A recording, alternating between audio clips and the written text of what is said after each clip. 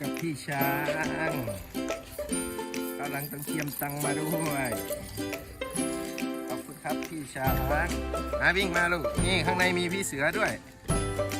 ข้างในมีพี่เสือด้วยวิน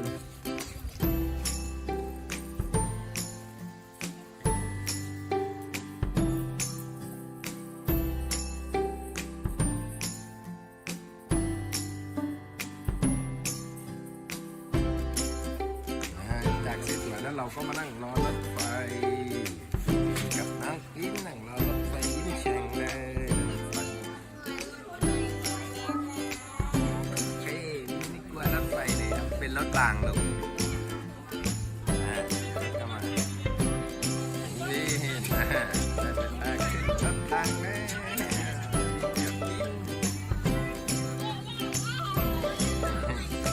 Let's go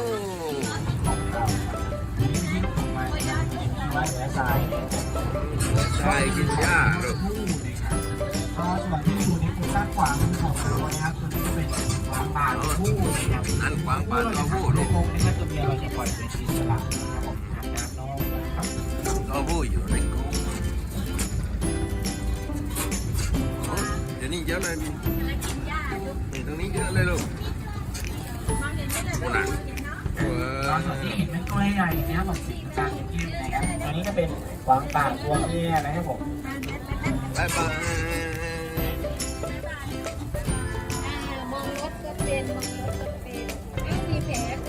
ก็ทั้งหมดได้ทองสีขาวนะครับละมุนจะเป็นน้ำมูดนะครับละมั่งแล้วผมเป็นละมั่งนะครับละมั่งละมั่งเป็นละมั่ง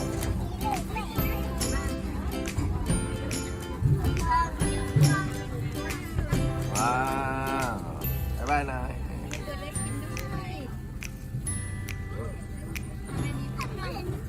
นี่ตัวนี้นี่ว้าวตัวนี้ตัวใหญ่เลยเราจัดรถแวะชมสิงโตสักครู่นะครับลูกกันเลยตั้งนอนพักผ่อน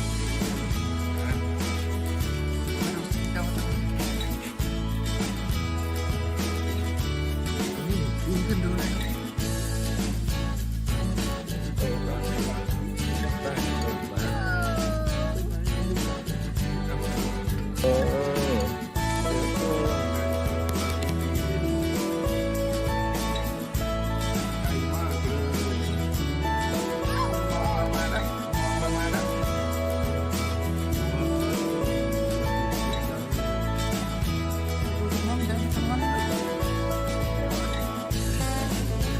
วิ่งไปดูกับแม่นะครับ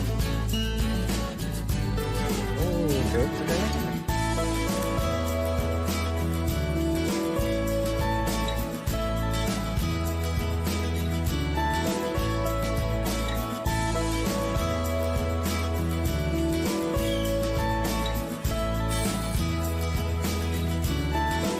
นี่ตรงของนกแก้วสันคำนัว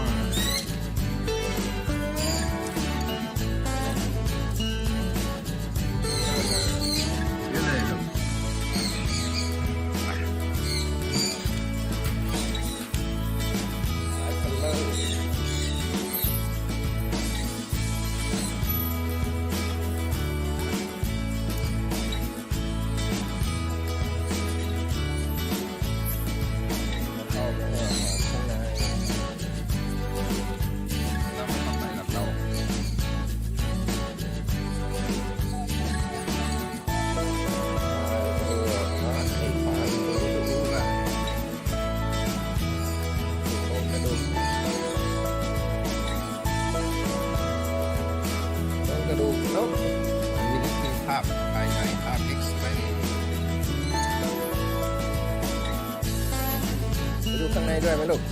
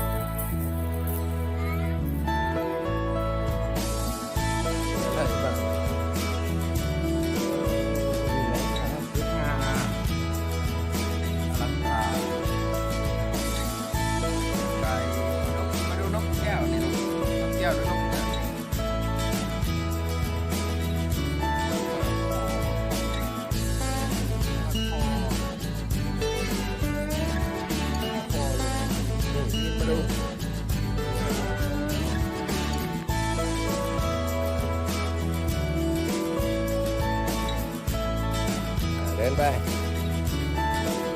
น้ำสว่างในวันนี้เขาไม่ได้เปิดน้ำตกได้เลยได้เลยชิบ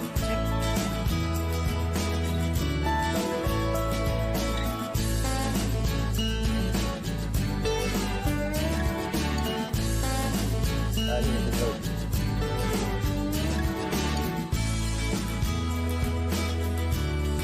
นะครับ ดูทางนะแล้วจะหล่นนี่ปลาสวยงามตัวหนึ่งบินมาดูนี่ปลาอะไรก็ไม่รู้นี่ต่างสวยงามมากเลยมาเดินมาดูทางด้วยลูกโอเคอะไรนี่ทำไมสวยจังเลยสวัสดีสวัสดีกินสวัสดีมาหน่อยนะชอบไหมทำไมมันสวยจังเข้าไปใกล้ๆก็ได้ลูกไม่เป็นไรนะมันมีหงอนด้วยโอเคมาถึงคอกอุรังอุตังเราจะไปดูอุรังอุตังมันอยู่ไหนกันไหนพอหาก่อนพอหาว่ามันอยู่ไหนอุ้ยนี่ไงนี่อุตังตัวใหญ่มากเลยบินจะล้มไปเยอะลูกมันจะตกเอาไปดึงอุตังมาไปเลี้ยงแทนพ่อเลยนะ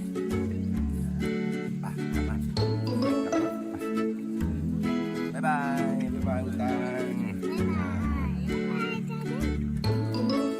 อันนี้เป็นครอบของอะไร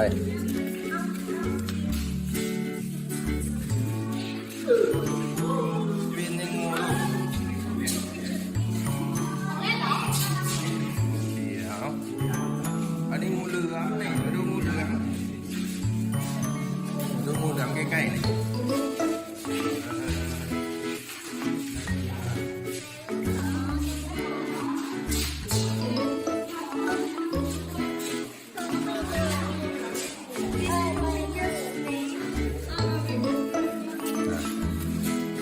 อันนี้งู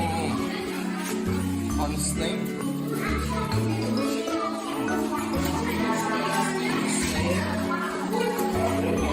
สวยมากเลยหน้าหัวเขา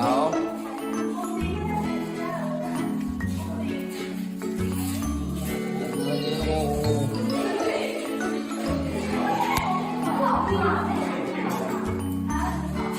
พี่บินมาดูงูเหลือมงูหลามทองเลยงูหลามสีทองไหนยื่นมือให้มันกัดโดยสิลูก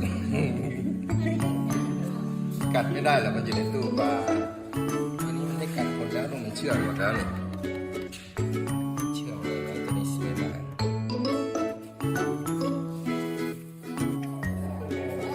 นี่มันหลบซ่อนอยู่ลูก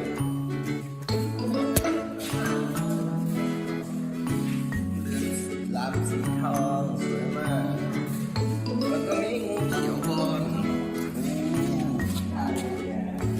บอลมาดูใกล้ๆสิเอาหน้ามาอยู่ใกล้ๆแล้วพ่อถ่ายรูปให้งูเขียวบอลจับดูจับตัวมันเดินอันนี้น่าจะงูป้องทองหรือเปล่ามันตัวเล็กงูป้องทองตัวเล็กๆโอเคไปซุ้มต่อไป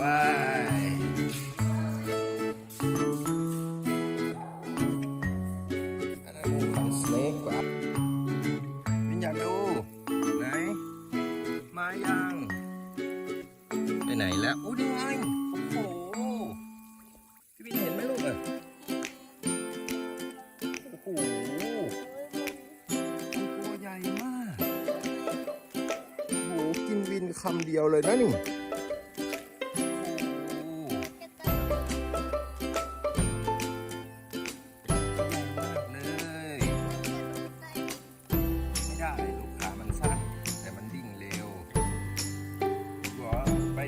กลัวมันก็เพิ่งเคยเห็นตัวใหญ่ขนาดนี้ใช่เพิ่งเคยเห็นไหมไปแล้วลูกบ๊ายบาย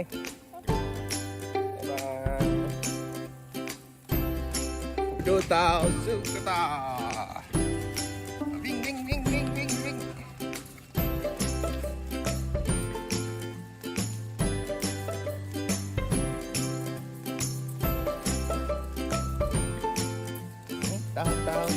บินมาหาแล้ว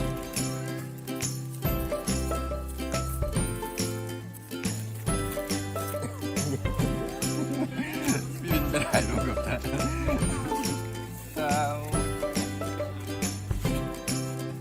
เอาตัวใหญ่มากเลยลูกบินขี่หลังได้เลยนะสุกาต้าต่อไปปะ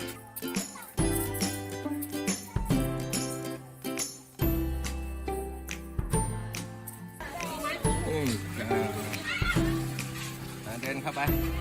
ใกล้ๆ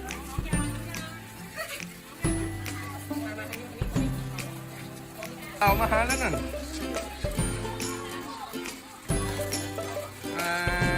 แล้วก็ดึงไม้กลับด้วยลูกโอเคเอาเก็บไว้เก่งมากข้างนอกก็จะเป็นโซนเป็นควิน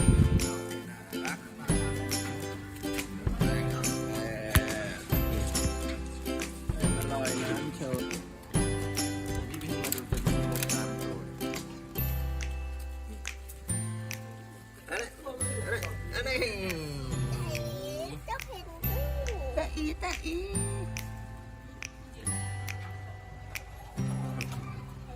ดูกระโดดลงน้ำเลย ชอบเล่นน้ำชอบเย็นๆหุ่นปั้นอะไรปะอากาศเย็นลมรื่นไม่มีแดดเลยว่าชาลีซูก็ไม่มีปลาเลยลูก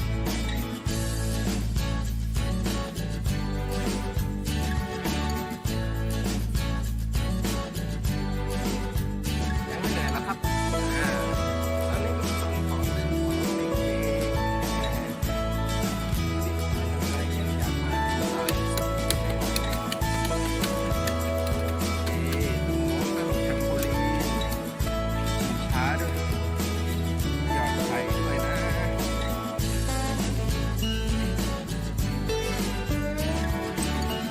ไปแล้วเจอไดโนเสาร์ไปแล้ว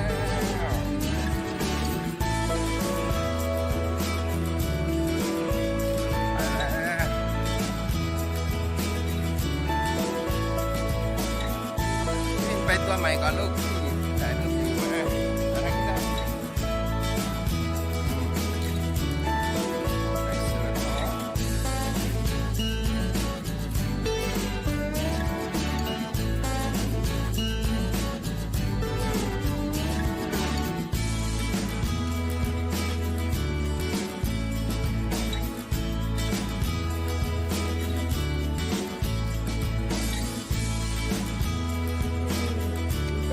สวยมาก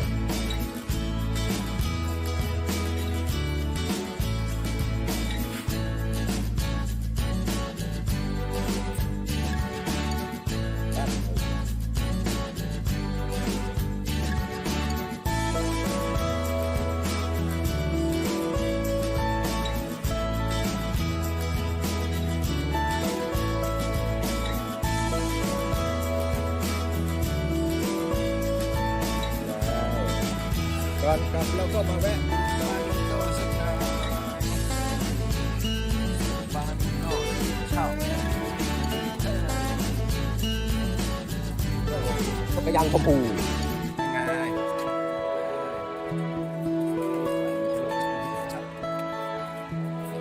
ตัวอะไรก็หาแต่ปลาการตีลูกนี่ปลาเราดูว่าเราฟันก็มันจับปลากินไซส์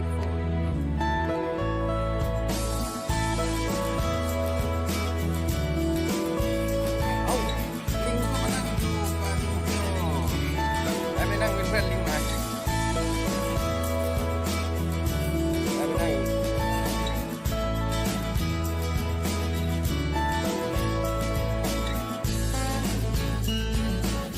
บ้าน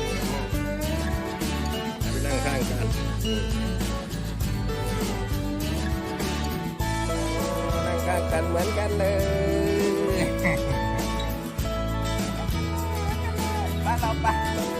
รับกันดีกว่า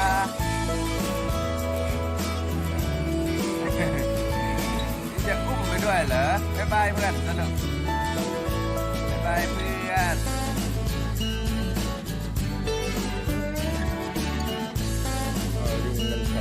ล่ามีแมวหรือเปล่ามาลูกไปบายบายจบคลิปสำหรับวันนี้ครับยังไงวันนี้พี่วินสนุกไหมลูกสนุกไหมครับ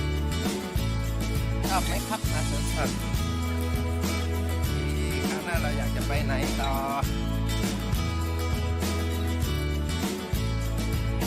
ว้าวโอเคปิดเทอมค่อยไปกันมาได้มาลูกมาเร็วไปแล้วนะ